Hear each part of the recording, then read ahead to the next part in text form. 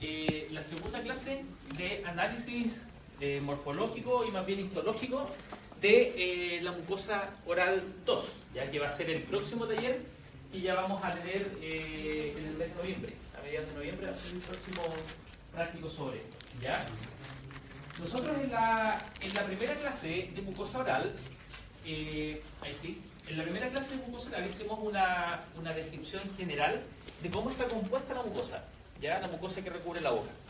Estaba compuesta, ¿cierto?, por epitelio y por corión, y cuáles eran los componentes principales, ¿ok? Ahora, tenemos que entender, ¿cierto?, que la cavidad oral, como todo órgano, genera muchas funciones, ¿ya? Fonación, masticación, el sentido del gusto, ¿ya?, etcétera. Y para ello, entonces, para llevar a cabo todas estas funciones, necesita tener tejido especializado, ¿ya? Y por lo tanto, la mucosa que va a estar rodeando la cavidad oral también va a tener ciertas modificaciones o ciertas características especiales en la cavidad oral que le va a permitir poder llevar a cabo la función, ¿ya? La mucosa oral, por ejemplo, no va a ser igual en la encía con respecto a lo que vamos a encontrar en la cara interna de la mejilla, ¿ya? Tiene que ser diferente porque cumple diferentes funciones, ¿ok? Entonces siempre van a haber variaciones. Ahora, a grandes rasgos podemos decir de que la mucosa oral cumple estas 5 funciones o le otorga estas 5 funciones a la boca, ¿ya? La primera función de la mucosa, ¿cierto?, es la movilidad. ¿Qué creen ustedes? ¿A qué se refiere esa función que tiene la mucosa oral que le otorga movilidad a la cavidad oral? ¿Qué cosa? ¿Por qué crees tú que la mucosa oral le otorga la función de movilidad a la cavidad oral? Para masticar, hablar. Perfecto, para moverse, ¿ya? Como les comentaba, hay zonas de la mucosa que requieren movilidad y otras no, ¿ya? Por ejemplo, en la encía, ¿necesita haber movilidad? ¿La mucosa necesita extenderse? No, ¿ya? Muy distinto es la mucosa que está en la cara interna de las mejillas, ¿ya? Esa mucosa necesita extenderse cuando nosotros hacemos apertura bucal, cuando bajamos la mandíbula. Para poder bajar, entonces esta mejilla tiene que extenderse. Y eso lo permite, ¿cierto?, realizar la mucosa de la cara interna de las mejillas, lo mismo que el piso de la boca, ¿ya? El movimiento de la lengua necesita que el piso de la boca acompañe ese movimiento, ¿ya? A eso se refiere con el concepto de movilidad. También, ¿cierto?, lo tiene el concepto de sensibilidad. También, ¿cierto?, esto es variable en la mucosa, porque van a haber zonas en donde la sensibilidad es prácticamente nula, no hay nada, ¿ya? Por ejemplo, en la cara ventral de la lengua, ahí no vamos a tener sensibilidad, pero muy distinto es en los labios, en la mucosa labial. Ahí hay una gran cantidad de receptores, ¿ya? Ustedes han visto a los niños, por ejemplo, de 2 o 3 años de edad, que todo lo que tienen en la mano se lo llevan a la boca. Ya, eso es porque en todo el organismo, la zona en donde más ellos tienen receptores de tacto es en los labios, más que en la mano, más que en cualquier otra parte del cuerpo. Por eso ellos perciben mejor, ¿cierto?, los objetos llevándoselos a la mano. Ahí captan las texturas, la temperatura, ¿cierto?, las características de lo que tienen en la mano. Por eso todo ellos lo llevan a la boca, por la gran cantidad de terminaciones nerviosas que hay en los labios. Después, claro, con el crecimiento, finalmente son las manos las que van obteniendo mayor cantidad de terminaciones nerviosas. Pero los labios siguen, y durante toda la vida, teniendo gran cantidad de terminaciones nerviosas. Tienen una gran sensibilidad. También, ¿cierto?, le permite una función digestiva. ¿Conocen la enzima amilasa salival? ¿La han escuchado? Ya, ¿qué es la amilasa salival? O tialina también se llama. Esa es una enzima que está en la saliva, ¿ya? ¿Qué hace la amilasa salival? ¿Ah? ¿Qué degrada? Degrada algo súper específico.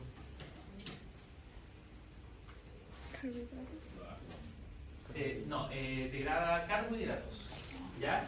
La amilasa salival es la enzima de la saliva que inicia la degradación de los carbohidratos en la boca, ¿ya?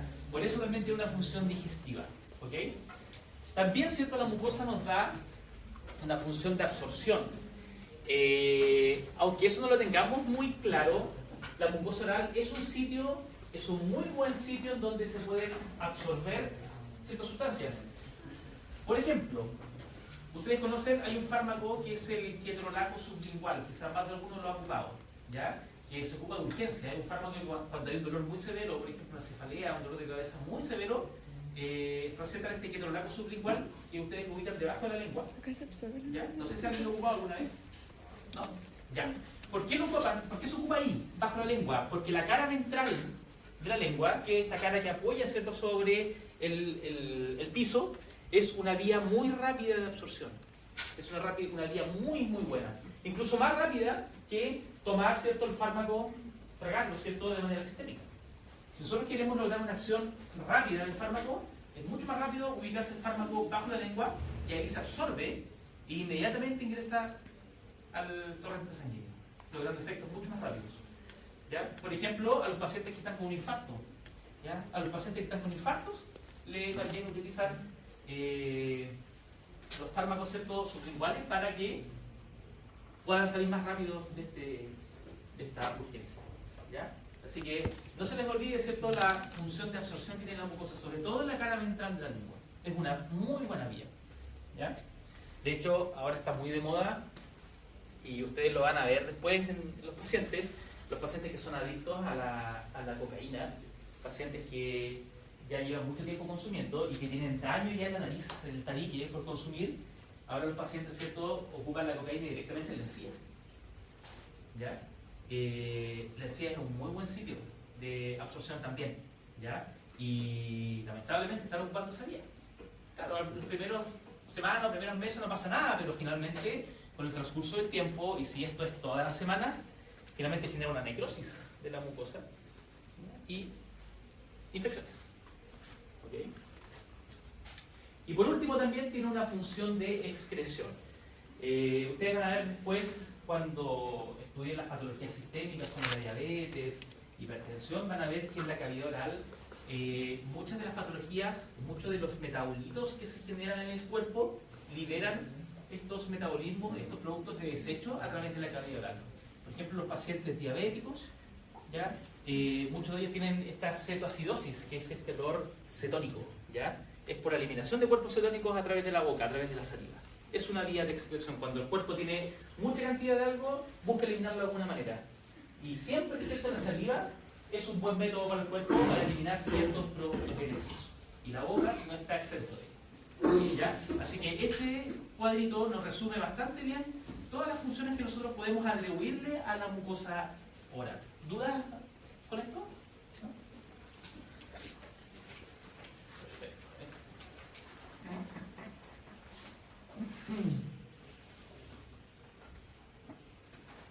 Bien, entonces, topográficamente, nosotros vamos a poder clasificar la mucosa oral dependiendo de las características que tenga, y más que las características, las vamos a clasificar dependiendo de la ubicación que tenga en la boca. ¿Ya?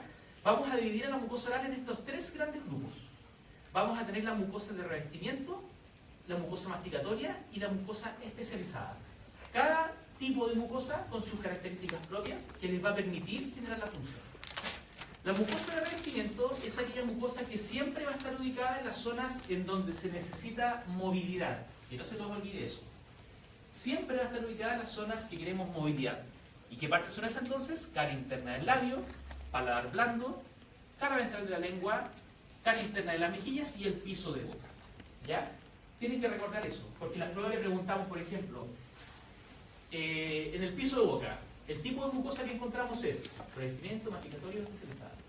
Ustedes simplemente, analizando, esa zona requiere movimiento, es muy móvil, perfecto, entonces mucosa de revestimiento. Para que no se aprendan esto de memoria y lo entiendan. ¿Ya? La mucosa masticatoria va a estar ubicada en toda aquella zona de las bocas que está expuesta al roce constante, ya sea de los alimentos o al roce constante de la lengua durante la fonación.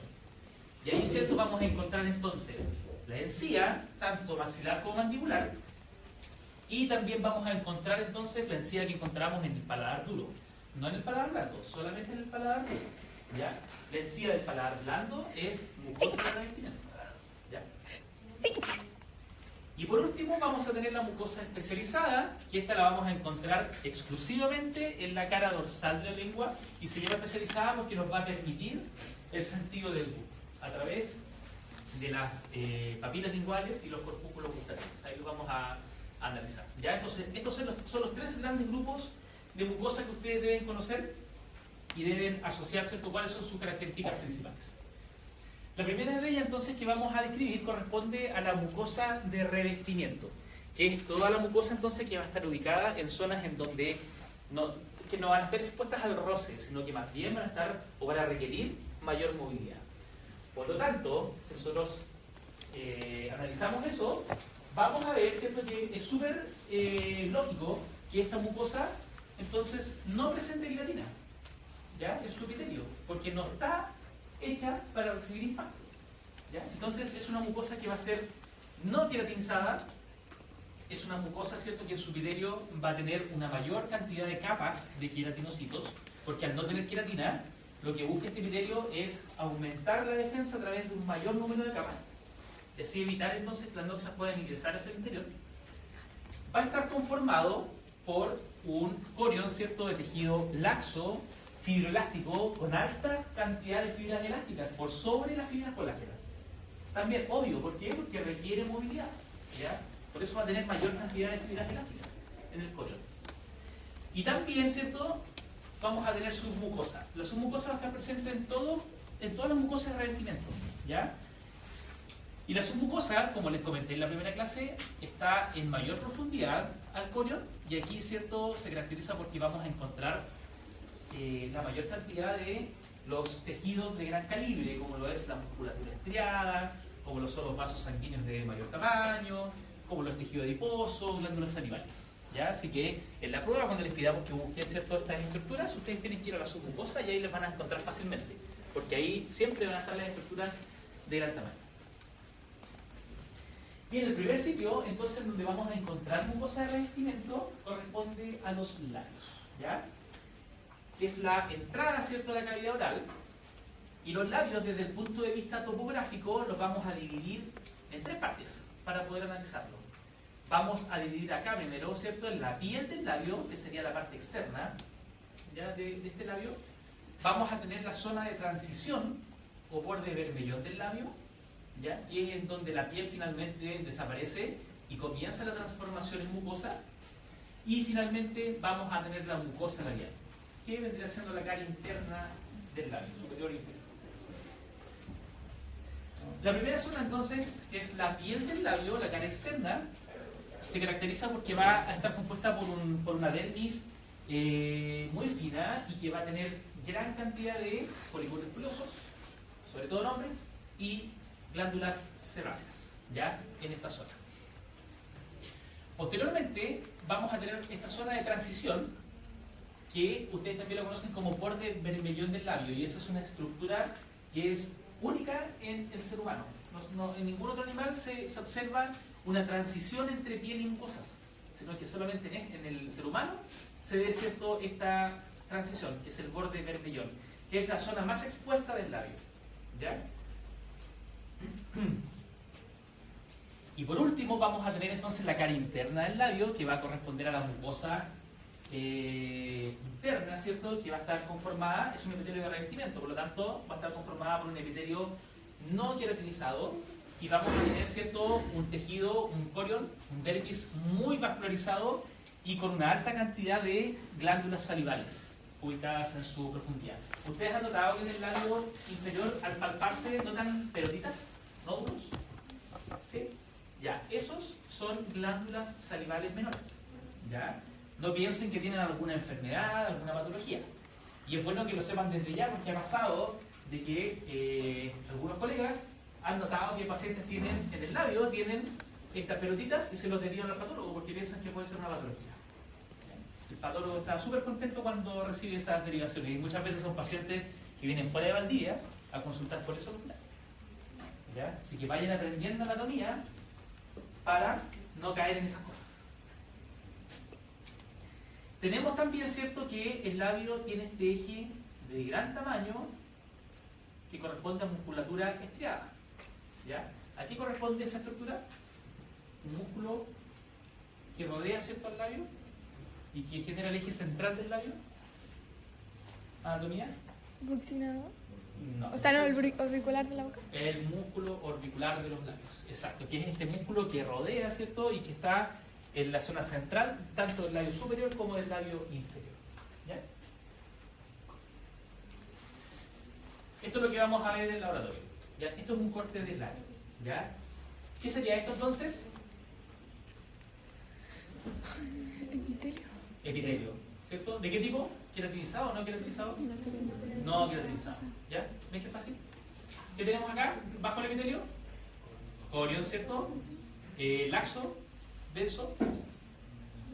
Lacto, en este caso es laxo, ¿cierto? Con predominio de fibras elásticas o fibras colágenas. Elásticas. ¿Has visto, chicos? ¿Ya? Es súper sencillo, ¿ven? Es súper sencillo. Y en profundidad entonces tenemos la submucosa. Todo esto, ¿cierto? Que es tejido muscular estriado, que correspondería entonces al músculo orbicular de los labios. Acá podríamos ver también células adiposas, probablemente algunos vasos sanguíneos que acá no nos alcanzan. ¿Ya? Pero esto es lo que vamos a ir viendo. Segundo, mucosa revestimiento, cara interna de las mejillas. Si yo digo que es mucosa revestimiento, ¿el epitelio es queratinizado o no? No, ¿cierto? Epitelio no queratinizado, ¿cierto? Y va a estar conformado por un tejido conjuntivo denso con una alta cantidad de fibras de fibras elásticas. ¿Por qué? Porque este tejido necesita extenderse cuando la mandíbula se abre y necesita volver a su forma original cuando finalmente la mandíbula vuelve a su posición normal. ¿Ya?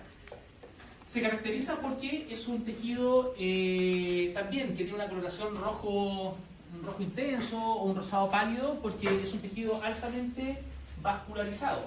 ¿Ya? Tiene una gran cantidad de vasos sanguíneos y vamos a poder ver, ¿cierto?, que acá muchas veces en su cara interna o a la altura del plano cruzal vamos a ver esta línea blanquecina. ¿Qué creen ustedes que puede ser esta línea blanca? ¿Ah? No, el conducto excretor, te refieres al de la parotia, ¿cierto? Ya, el conducto excretor de la parotia está acá arriba, a la altura del segundo molar maxilar, no se alcanza a ver, ¿ya? Pero esta es una línea que está aquí al medio, una línea blanquecina. ¿Un ligamento? ¿Ah? ¿Un ligamento?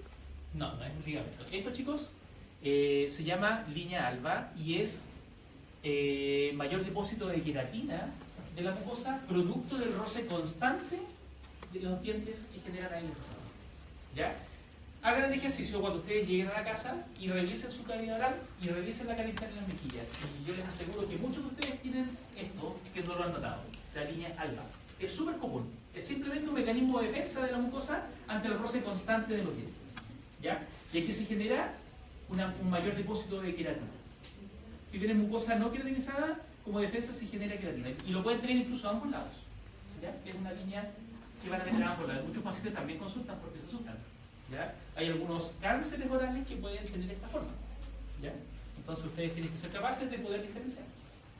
¿Okay? ¿Cómo creen ustedes que podrían saber de que esto corresponde a una línea alfa? ¿Que esto es provocado por la masticación? Viendo que la Súper encía... sencillo. ¿Cómo lo harían? No, pues color blanco no te indica mucho el color. ¿Con la oclusión? ¿Ah? ¿Con la oclusión? ¿Qué dirías? El roce. Aquí lo único que ustedes tienen que hacer es juntar los dientes y ver si es que la línea coincide con la zona de oclusión. ¿Ya? Es lo único. Y si coincide, listo, corresponde a una línea alfa. ¿Ya? Pero hagan el ejercicio, revísense. Tercera zona, cara ventral de la lengua. Lo mismo. Acá, ¿cierto? Vamos a tener un epitelio no queratinizado y lo que más destaca de la cara ventral de la lengua es que es una zona altamente vascularizada, principalmente con vasos sanguíneos de tipo venoso, que son estas venas. ¿Cómo se llaman estas venas? Que están ubicadas en la cara dorsal, en la cara ventral de la lengua. ¿No? Ya, esas son las venas raninas. ¿Ya? Esas son las venas, ¿cierto?, ubicadas en la cara ventral de la lengua. Esta zona, ¿cierto?, esta mucosa de esta zona es súper delgada, por eso es una zona muy buena para absorción y para distribución de medicamentos, ¿ya? Porque alcanzan inmediatamente el torrente sanguíneo al ser ubicadas en esta zona. Piso de boca, lo mismo, mucosa revestimiento, por lo tanto, ¿el epitelio es queratinizado o no? No, ¿cierto? tejido conectivo laxo con gran cantidad entonces de fibras elásticas, y también vamos a tener una submucosa, pero la mucosa, ¿cierto?, del piso boca es extremadamente delgada, muy delgada, entonces es muy difícil de estudiar en los cortes citológicos. Es muy difícil tener un preparado en esta zona porque es extremadamente delgada, ¿ya? Y requiere demasiada movilidad, principalmente para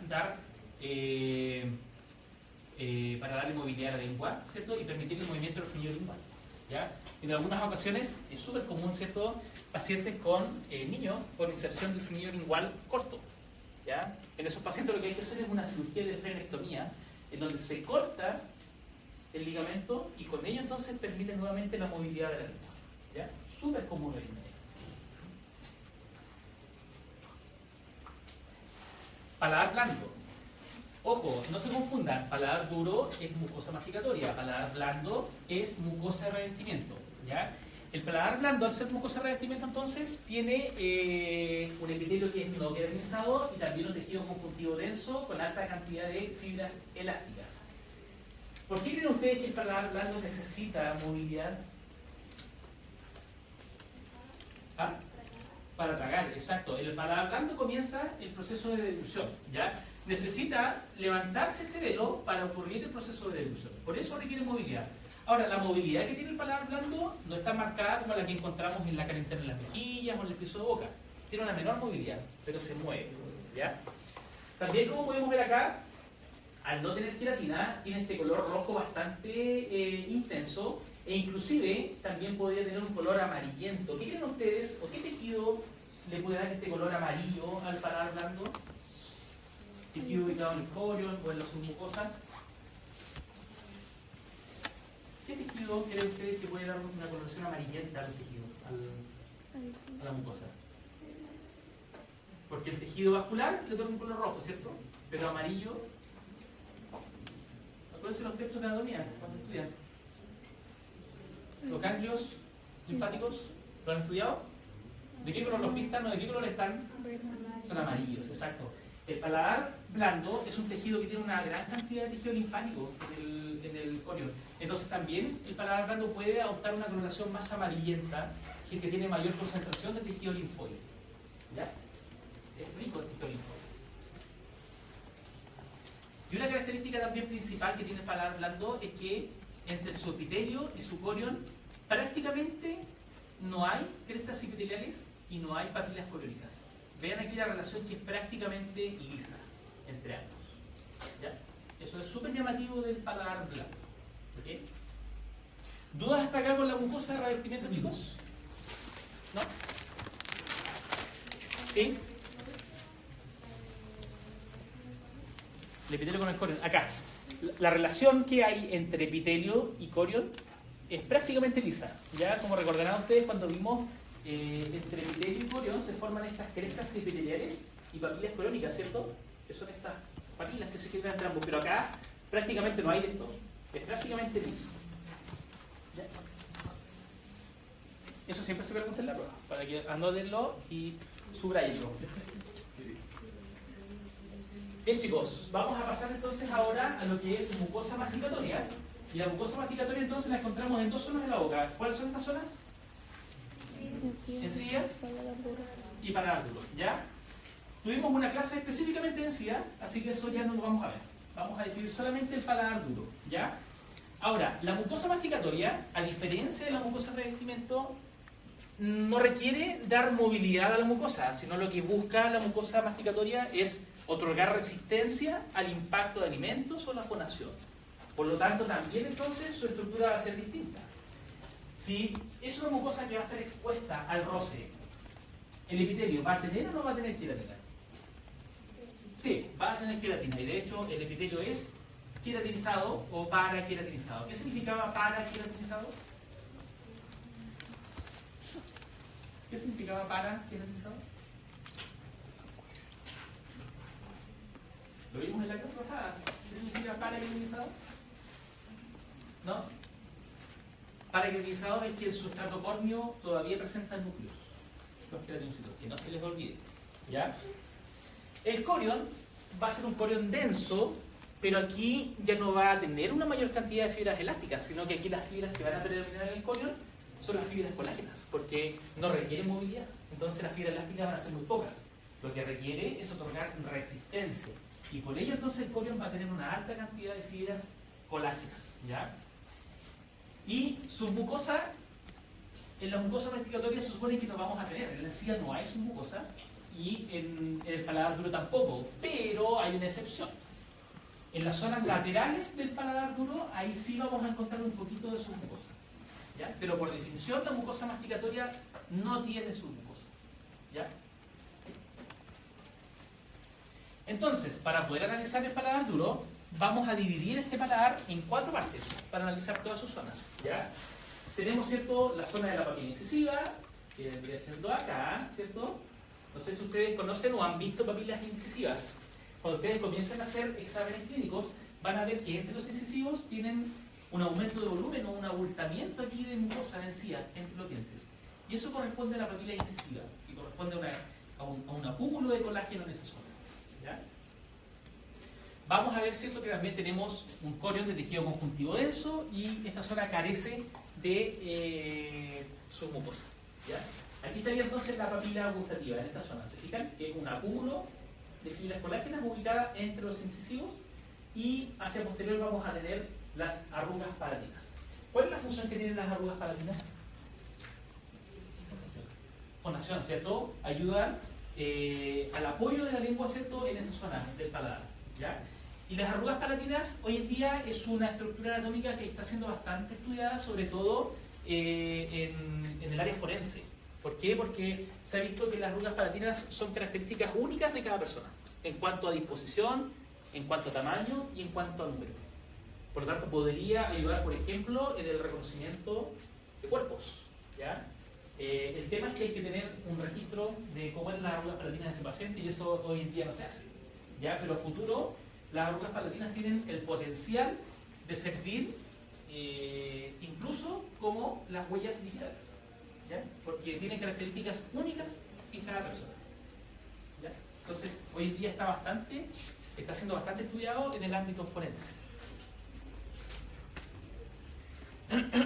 Bien, la otra zona, ¿cierto?, corresponde a la zona del rafe medio, que va a corresponder a esta línea, ¿cierto?, de mucosa que va a recubrir la sutura intermaxilar, ¿ya?, que recorre, ¿cierto?, desde incisivos hasta el término del paladar duro e inicio del paladar blando.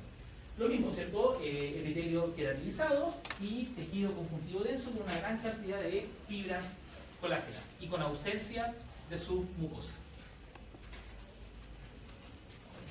Luego, ¿cierto?, vamos a tener el cuadrante anterolateral, ¿cierto?, de el paladar blando, y aquí ya están las diferencias, porque si bien dijimos que la mucosa masticatoria por definición no tiene submucosa, la diferencia, ¿cierto?, o la excepción a la regla va a estar acá, en los cuadrantes antero y posterolaterales del paladar duro, porque ahí sí vamos a encontrar submucosa. El cuadrante anterolateral se caracteriza, ¿cierto?, porque tiene amplias crestas epiteliales que van hacia el corion subyacente. Fíjense, el corion con una gran cantidad de fibras colágenas, muy denso, ¿ya? Y con papilas y crestas epiteliales muy alargadas, ¿cierto?, entre unas y otras. Eso es una característica propia de la mucosa palatina. Y en la submucosa, o sea, más en profundidad, vamos a ver de que hay un predominio de células adiposas, que son estas. Así vamos a ver son las células adiposas en los preparados, ¿ya? Como estas células, ¿cierto?, sin ningún contenido en su interior. Y por ello entonces que el cuadrante anterolateral del paladar duro también se le conoce como la zona adiposa, porque tiene un gran predominio de tejido graso en esa zona, ¿ya?, en su submucosa.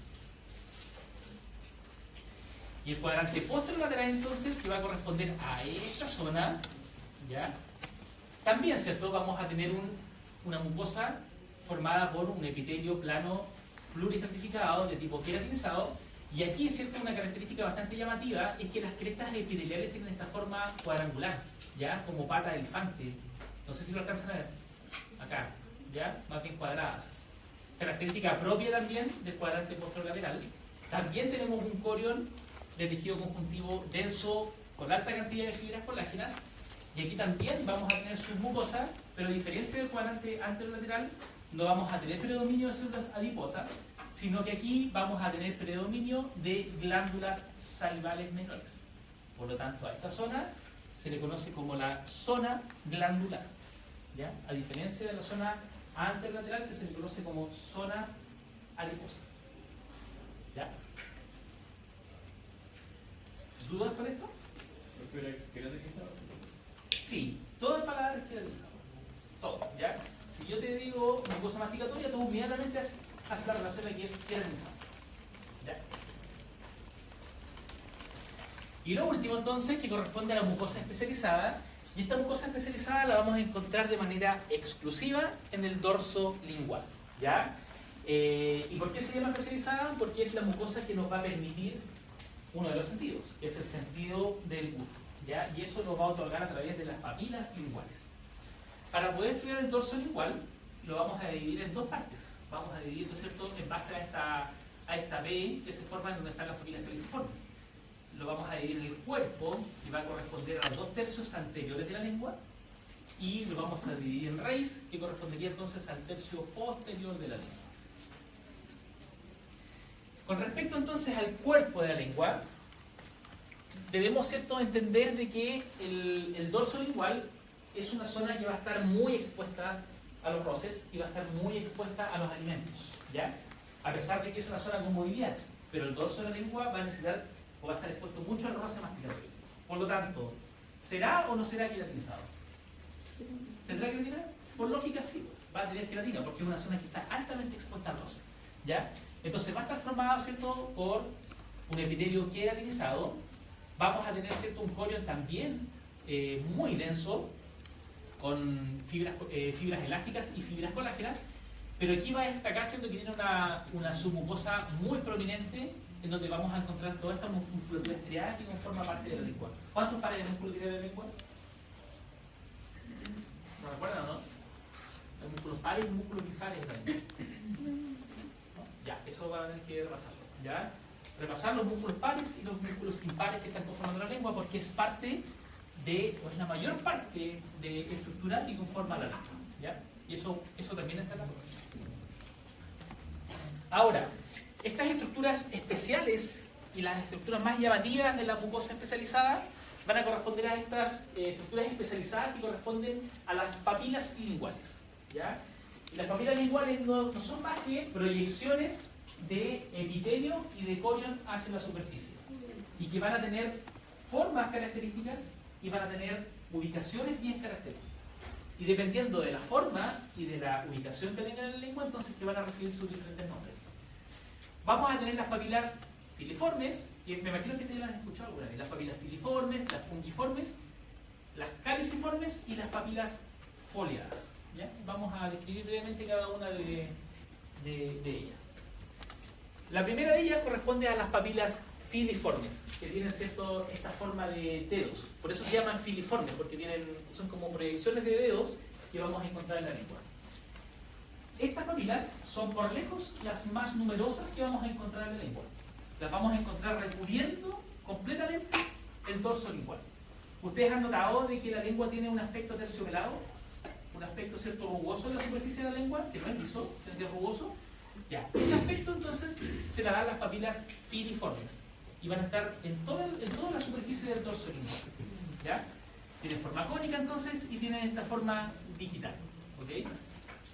Ahora, a pesar de que las papilas filiformes sean las más numerosas, no se sabe por qué estas no presentan papilas gustativas, ¿ya? Por lo tanto, no aportan en el sentido del gusto, ¿ya? Sino que netamente tienen un rol estructural. ¿Y cuál sería el rol estructural? Simplemente permitir el avance de las moléculas que se depositan en la lengua y que vayan avanzando hacia el sistema digestivo, ¿ya? En eso aportarían las papilas filiformes, pero no tienen corpúsculos gustativos. Luego vamos a tener las papilas fungiformes, ¿ya? Que como le indica su nombre, fungi, ¿cierto? Se le llama así porque tienen forma de hongo, es decir, ¿cierto?, que su base tiende a ser más angosta y su porción más superior tiende a ser más ancha, ¿cierto?, simulando un hongo. Aquí hay que ocupar harto la imaginación para poder diferenciar qué papilas cuál, ¿ya? Harta imaginación. Las papilas fungiformes van a ser papilas que se van a ubicar tanto en la punta de la lengua como en los bordes laterales. Y estas papilas sí ya aportan en el sentido del gusto. Ya tienen ciertos corpúsculos gustativos, ¿ya? Y aquí siempre los corpúsculos gustativos van a estar ubicados principalmente en las superficies libres de las papilas fungiformes, o sea, por aquí, ¿ya? Superficies laterales no van a haber corpúsculos gustativos, sino solamente en su superficie libre. Por lo general van a estar formadas por epitelio y por esta proyección de corión que va a tener estas tres proyecciones centrales en el corión, ¿ya? Esta es la disposición más común de las papilas fungiformes. Este es un corte que lo saqué del laboratorio, ¿cierto? De histología, y esto es lo que ustedes van a ver, ¿ya? Así se ven las papilas coriales en el microscopio. Seguro que hemos visto esta, ¿a qué correspondería? ¿A qué tipo de papila? ¿Sería filiforme o fungiforme? Filiforme, ¿cierto? Porque tiene más bien forma de dedo, ¿cierto? De proyección digital, ¿ya? Y esta que está acá, ¿a qué tipo de papila correspondería? Fungiforme, ¿cierto? Tiende a parecer un hongo, ¿ya? No tanto, pero tiende a parecer más hongo, ¿cierto? Más que proyección de dedo. Entonces, hay que ocupar la imaginación acá, ¿ya? Aquí no hay estructuras que vamos a estar 100% seguros que lo son, ¿ya? Pero esta sí corresponde a una filiforme y esta corresponde a una fungiforme. ¿Qué sería lo que está rodeando aquí la papila? ¿Qué tejido? Epitelio, ¿cierto? Y acá tenemos el corio en su pieza, en el centro, ¿ya? Luego, ¿cierto? Vamos a tener las papilas caliciformes, que son estas papilas que van a estar ubicadas en la B lingual, ¿ya? Estas son las papilas más grandes, son muy grandes, ¿cierto? Y vamos a tener entre 7 a 12 papilas ubicadas a lo largo de la B lingual. Y debe su nombre caliciforme a que justamente tienen la forma de un cáliz, como un vaso, ¿cierto? Como una copa, ¿ya? Con un surco que las rodea, acá, ¿ya? Y el surco que rodea, ¿cierto?, a estas papilas caliciformes se llama surco circumpapilar o surco circunvalador. Cualquier término de los dos sirve, ¿ya? Acá tenemos, ¿cierto?, una papila caliciforme, ¿cierto?, grande, ¿cierto?, y su surco circumpapilar. Y estas papilas ya para el sentido del gusto son importantes porque al ser grandes tienen una alta cantidad de corpúsculos gustativos. Y estos corpúsculos gustativos tienden a estar aquí, en el epitelio. Como vamos a ver enseguida, los corpúsculos gustativos tienen forma de una cebolla, que van a estar ubicadas exclusivamente en el epitelio, no en el corión, sino que en todo el espesor del epitelio, acá. Y estas son las células que finalmente permiten captar el sentido del gusto, ¿ya? Entonces, cuando comemos, las estructuras ingresan aquí al surco circumpapilar y las moléculas, los alimentos ingresan, son captadas por los corpúsculos gustativos y ahí se genera entonces el estímulo hacia el sistema nervioso central sobre un determinado sabor. ¿Ya? Esto es lo que vamos a ver en el laboratorio. Vamos a ver entonces epitelio, corión, y en el espesor del epitelio entonces de la papila vamos a encontrar los corpúsculos gustativos. Acá. ¿Lo alcanzan a ver o no? ¿Ya? Son como unas cebollas que están ubicadas en el epitelio. Aquí tenemos uno, aquí tenemos otro y aquí tenemos otro. ¿Se alcanzan a ver? Ya. Esto es lo que ustedes tienen que buscar en el laboratorio de histología. Cuando les pidamos que nos indiquen los corpúsculos gustativos. ¿Ya? Y por último, vamos a tener las papilas foliadas, que son las papilas gustativas que van a estar ubicadas en los bordes de la lengua, perpendicular al eje longitudinal del diente.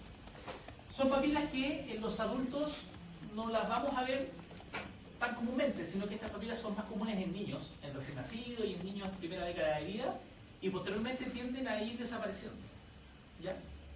Y estas papilas también, ¿cierto?, aportan en el sentido del gusto, ya que también van a tener corpúsculos gustativos en las caras laterales de su epitelio, ¿ya? Estos son entonces los 4 papilas gustativas que vamos a encontrar en la superficie lingual.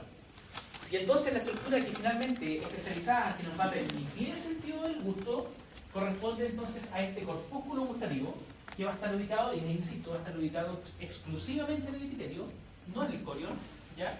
Y que va a tener esta forma o esta apariencia de cebolla que va a estar ubicado en el epitelio de la papila, ¿ya? Este corpúsculo gustativo es una mezcla entre células epiteliales, que van a ser células de sostén, y también células del tejido nervioso, que van a permitir entonces el sentido del gusto. ¿Ya? Finalmente entonces son estas microvellosidades de las células gustativas las que absorben la molécula y ahí entonces se transmite el impulso hacia el sistema nervioso central. ¿Ya? Acá. Ahora, este esquema está bastante en duda. ¿Ya?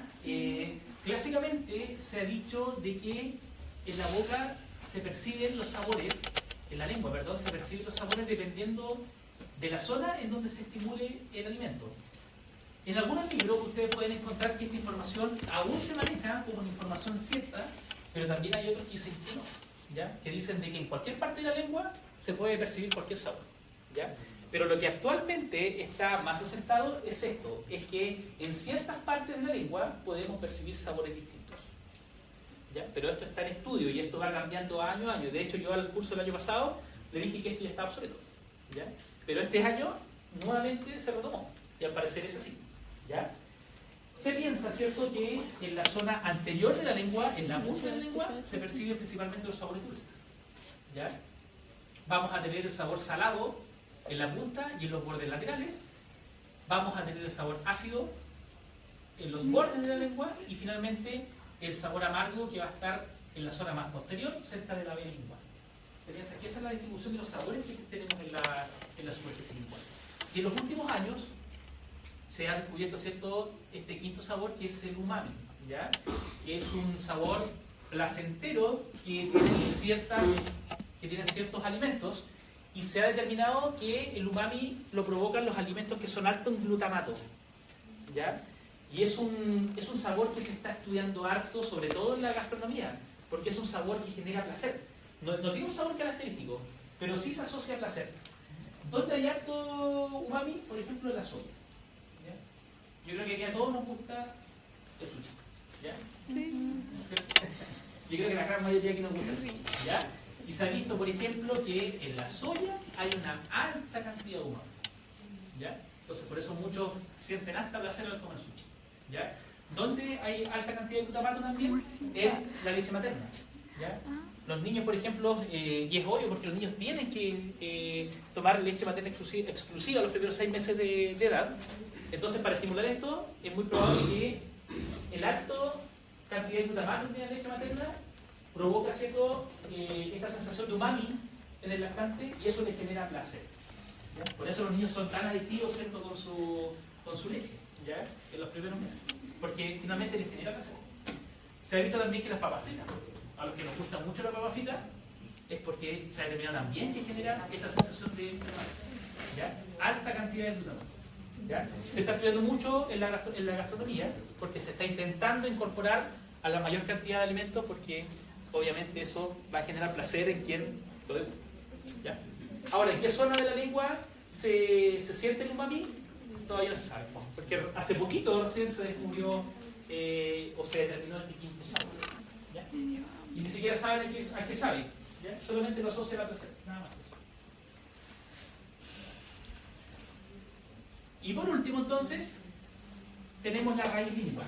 Y la raíz lingual, ¿cierto?, es este tercio posterior de la lengua que va a estar conformado, o la característica principal de la raíz lingual es que es una mezcla entre epitelio y tejido conjuntivo. ¿Ya? Perdón, entre epitelio y tejido linfático. Epitelio y tejido linfático. Ahora, cuando ustedes escuchen que un tejido está conformado por epitelio y tejido linfático, eso inmediatamente se llama amígdala. ¿Ya? Y en el cuerpo tenemos bastantes amígdalas. ¿Ya? Y una amígdala no es más que una mezcla de tejido linfoide con epitelio. ¿Ya? Y el tercio posterior de la lengua justamente corresponde a la amígdala lingual, porque aquí vamos a encontrar una gran cantidad de tejido linfoide recubierto entonces por este epitelio que lo recubre. ¿Por qué es importante que haya una amígdala en el tercio posterior de la lengua? ¿Cuál creen ustedes que es la función?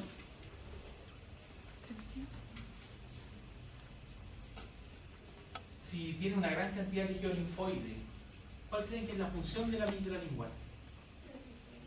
Protección, exacto. Las amígdalas, ubicadas en la faringe, son el primer anillo defensivo del organismo, ¿ya? Por eso, ¿cierto? Ustedes, o bueno, todos nosotros de hecho también andamos un poco enfermos, cuando nos contagiamos con algún virus o alguna bacteria, la primera patología que vamos a tener o es una amigdalitis, o es una faringitis, o es una laringitis. ¿Por qué? Porque al entrar en contacto el virus, la primera zona que va a reaccionar frente a esto van a ser las amígdalas ubicadas en la laringe o en la faringe, ¿ya? Y ahí vamos a encontrar este anillo que se llama anillo linfático de Waldeyer, que va a estar conformado justamente por la amígdala lingual.